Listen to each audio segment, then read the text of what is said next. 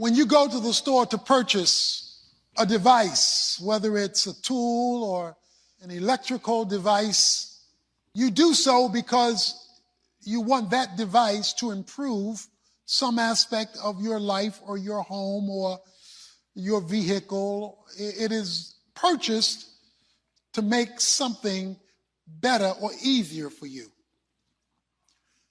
But when you purchase an electronic device or a tool or an appliance, you will see something on the box or a sticker on the item. It will simply say, "Warning, read before using." And so we get these warnings in order to maximize the device that we have purchased. There is a device called life. You and I get to live it. But I want to talk to you about a warning that comes with the device called life. It is a warning often unread or when read, unused, creating a breakdown in the device called life. It is with that understanding that we begin at the beginning, when God first creates man. He gives mankind life. I'm using the word device, but I'm referring to life. You are alive. You possess life. But I'm sure there are plenty in this room who could testify this device is toe up from the flow up. It's broke down because it was misused or a warning was not heeded. Let me show you two verses in chapter 2. The Lord, verse 16, commanded the man, saying, "From every tree of the garden you may eat freely, but from the tree of the knowledge of good and evil you shall not eat it, for in the day you eat from it you will surely die." That was the warning on the package called life. While this is the beginning of mankind, it was not written in the beginning. Moses is the author of Genesis. Moses is living many generations after Genesis occurs, because that's the first man, Adam, with the first woman, Eve. Moses is many generations later. He's in the book of Exodus. But he's the one who wrote Genesis and Exodus and Leviticus and Numbers and Deuteronomy, called the Pentateuch. The first 5 books of the Bible was written by Moses. So Moses is recounting God's history and the history of mankind up until the point he's writing it in order to deliver it to the Israelites who he's the leader of. He's the leader of the Israelite nation. He wants that group to know the history of God with man so that they would have the information necessary to move forward as a nation and as a people to live a victorious life. So to teach them how to live a victorious life, he reaches all the way back to the beginning to show them how history, God's story, unfolds with mankind, and how this principle I'm going to share with you today and beyond works itself out in order to get them to move into their future differently. So I am doing with you and with us what Moses was doing with them in his day, going all the way back to the beginning, so that moving forward, we can get life right and not continue to repeat the generational cycle that has gotten so many of us messed up.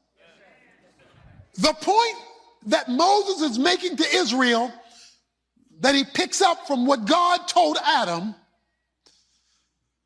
was a very simple principle. And it is this: sin brings consequences. Sin brings consequences, and that's why it matters. Now, you and I live in a day when the word sin has been dumbed down. We call it mistakes, bad habits. In fact, when we want to be cool about it, we just simply say, my bad.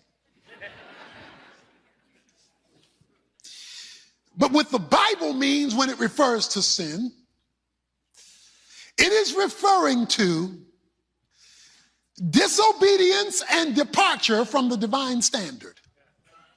Sin, in God's definition, is disobedience and departure from the divine standard. God sets a standard, men depart from it.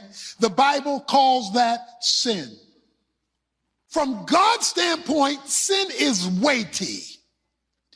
From our standpoint, sin is inconvenient. From God's standpoint, sin is serious. From our standpoint, sin may or may not be. So when God creates man who has not yet sinned, he wants to give him how the device called life works with a warning label on it. He says in Genesis 2:16, I have a commandment for you, not a suggestion. So what I'm about to go over with you is not a request from God. You need to pay attention to this one, because this is your life. From every tree of the garden you may freely eat. Let me start with that. That's good news. Freedom was not created by man, and it wasn't created by America. The first use of the word freedom came from God. From every tree of the garden you may freely eat. So God not only created Adam, he created Adam's homestead called the Garden of Eden. That was his house. And he says, I am going to provide what you need to sustain your life. I got your back. I'm going to give you what you need to live. And I'm going to make it available to you anytime you want it. From every tree of the garden, you may freely eat. The translation is, eat as much of it that you want whenever you want it. Because you're free to go. You want a midnight snack? Go. You want breakfast? Go. You want lunch? Go. You want an afternoon snack? Go. Because you can get what I give anytime you desire it. But you see, the word freedom is a meaningless word unless it is accompanied by choice. You see, freedom assumes you have a choice. And so God says you're free. So if you're free to eat, you're free not to eat. The word freedom is a meaningless term without a boundary. In order for freedom to occur, a boundary must exist so that you're free to do whatever you're seeking to get done. For example, you can't play football without sidelines and a goal line, because if the running back can run off the field and onto the stands and out to the concession area and to the parking lot in order to avoid being tackled, he may think he's free, but he's brought chaos to the game. In tennis, you need a baseline in order to be free to play tennis. In baseball, you need a foul line in order to be free to play baseball. In other words, you're only free to do what you're supposed to do if you've got the right boundaries restricting you. The moment you remove boundaries, freedom becomes chaos. So freedom is a meaningless principle without choice and without boundaries. That is, restrictions. And so he says, I've got your back, I've got you covered, and you are free. And you are free to enjoy what I have provided. Every tree in the garden you may freely eat. except. Enter boundary. Enter a warning on the package called life. So God gives us this life, and he says, and you're free to max it, you're free to enjoy it and to live it maximally. But here is the warning label. You see that tree in the middle of your house, so you can't miss it? Because I didn't put it in the middle of your home. The tree in the middle of the garden is the tree of the knowledge of good and evil. That tree, you do not eat from it, because that tree will kill you. You shall surely die. Sure enough, die. That's the killing tree. You eat that tree and you're going to die. Every other tree, freedom, is available to you, but there is a warning. If you introduce that tree to your life, that tree is going to mess up your accessibility to every other tree, because that tree is going to kill you. So we've got this warning label given by God about our life. And this warning label says, don't mess with that tree, but I'm going to put that tree there. Why? Why would you give me a tree, put it in the middle of my house so I can't miss it in any direction I go into, and tell me don't touch it? That seems like cruel and unusual punishment, especially if the fruit is looking good on that tree. Dr. Evans will come back in a moment with the answer to that question. First, I want to let you know that what you're hearing today is the first in a brand new message collection called Consequences. It's a 6-lesson set that explains why society's who cares attitude about sin is not only wrong, but dangerous. Along the way, you learn about the deadly traps Satan sets for us and how to recognize and reject them by using the freedom of choice God provided. We want to help you put these important principles to work, so we're offering CDs and digital downloads of all 6 full-length lessons in this set with our thanks for your contribution toward Tony's ministry. And if you contact us right away, we'll also include his powerful booklet, 30 Days to Overcoming Emotional Strongholds, as a special bonus. We can only make this offer available for a limited time, so be sure to contact us today at tonyevans.org to make your contribution and your request. Or give us a call at 1-800-800-3222, where someone on a resource team is standing by around the clock to help you. Again, dial 1-800-800-3222. I'll repeat that information for you after part 2 of today's message and this. Men are wired for impact, at home and in their communities. In the game of life, you either make the play yourself or you stand on the sidelines and watch the play being made. The choice is yours, but too many have chosen to sit it out. In Tony Evans' long-awaited sequel, Kingdom Men Rising, he calls on men to rise up in the places they're needed most. Get on the field, listen intently to God, engage in his plans. It takes both focus and faith to embody your true potential. And this isn't something that's out of reach. It's right there. You can almost touch it. It's available to you if you'll rise and become the influencer God has designed you to be. Kingdom Men, it's time to position yourself to leave a lasting legacy. Find out more at tonyevans.org. Also makes a great gift for brother, husband, son, uncle, pastor, and more. The reason why God gives you a visible warning is so that you and I no longer ever view ourselves as autonomous. In other words, you, Adam and Eve, and everybody who follows you, you are not to look at any part of your life as independent from me, and to remind you that you're not all that and a bag of chips. To remind you that you've got limitations. To remind you you're not just answerable to you.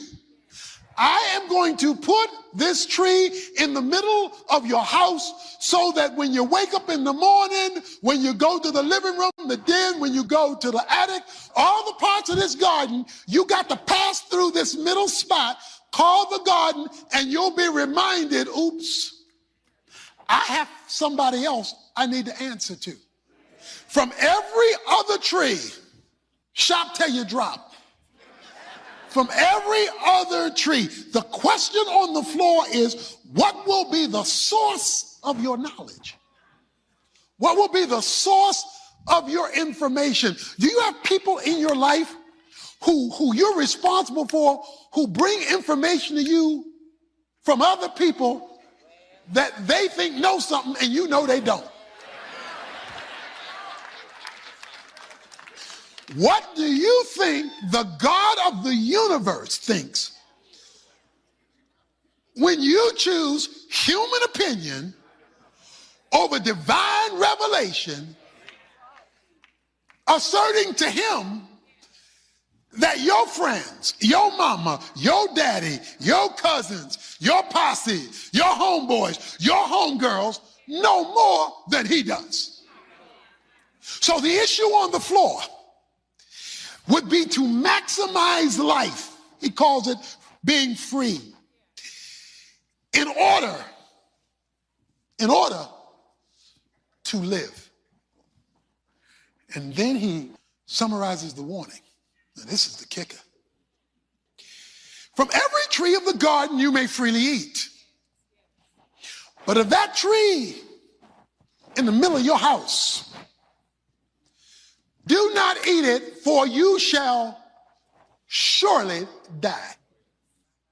When you think about the word die, you're thinking about a casket with a body in it of a deceased person. That's what we think about when we think about death.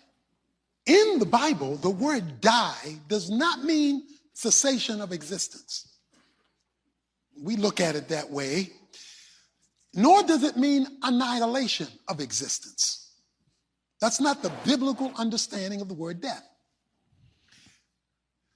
The synonym for the word death in the Bible is separation. Okay, so for where I am now, I want you to think the word not cessation or annihilation. I want you to think separation when you think of death. Death occurs when something that should be connected is illegitimately separated. When you see a body lying in a coffin, the only reason the body is lying in the coffin is that the soul has separated from it.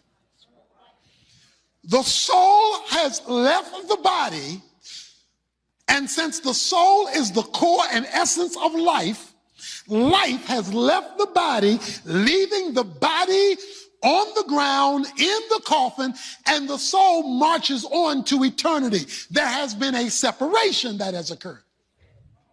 So by death, you shall surely die. Stay with me. You are going to experience an illegitimate separation. They didn't die that day. They didn't keel over that day. There were no heart attacks that day. In fact, Adam lived for hundreds of years after that.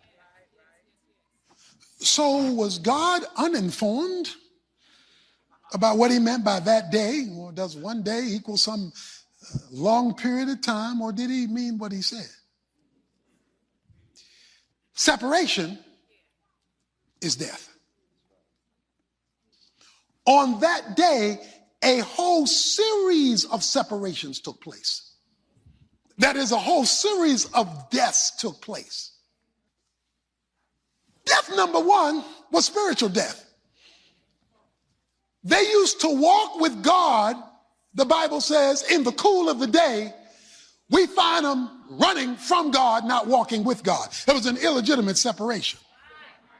So there was spiritual death.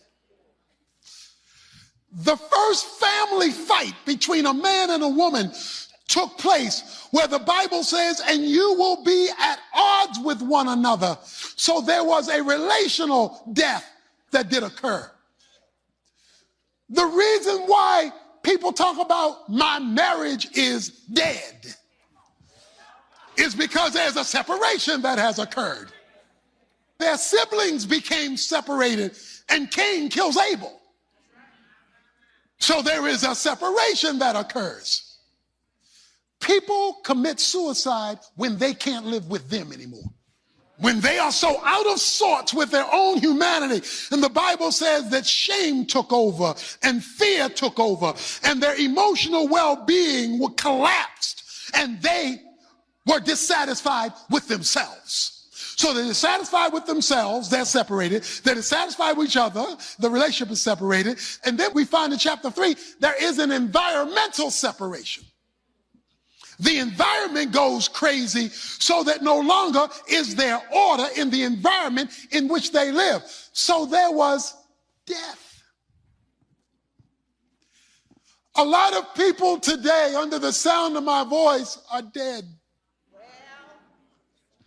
They're not physically dead like Adam and Eve, but your circumstances are dead. Your well-being is dead.